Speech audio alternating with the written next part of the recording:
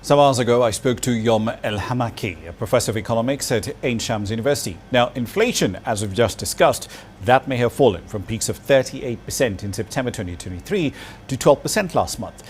But have wage hikes in Egypt kept up with that brutal erosion of purchasing power?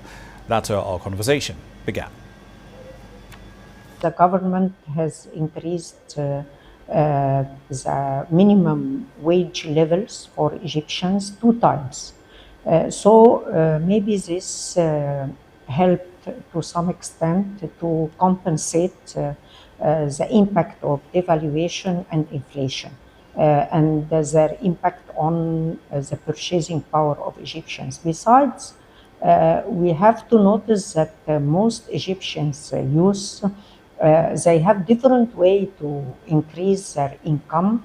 Many of them, they are working in two places, and maybe this is heavy for them, but they are trying to compensate the impact. I believe that one of the main goal for the government nowadays is to improve the productivity of Egyptians so that to enable them to have more income, and I believe this will help a lot to compensate and to enhance purchasing power. Some economists reckon that between that decline in inflation that we're seeing at the moment and the Egyptian pound strengthening, it's at the strongest level it's been all year at the moment, the central bank has room to cut interest rates, hopefully for the fourth time later on this month.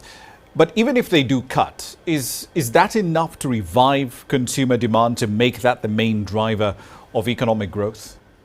Yes, the consumer is still the main driver for economic growth, but for Egypt, I believe that we have in our economic development, sustainable development plan for the Vision 2030, we have a very ambitious goal to enhance exports to arrive to $145 billion within the coming 3 years.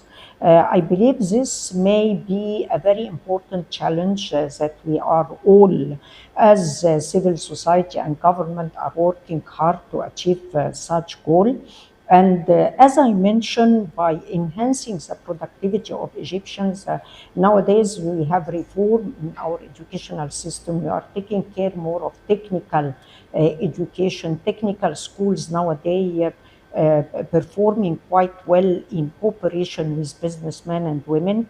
I believe all these types of reform may help a lot to enhance the productivity and therefore to enhance income for consumers.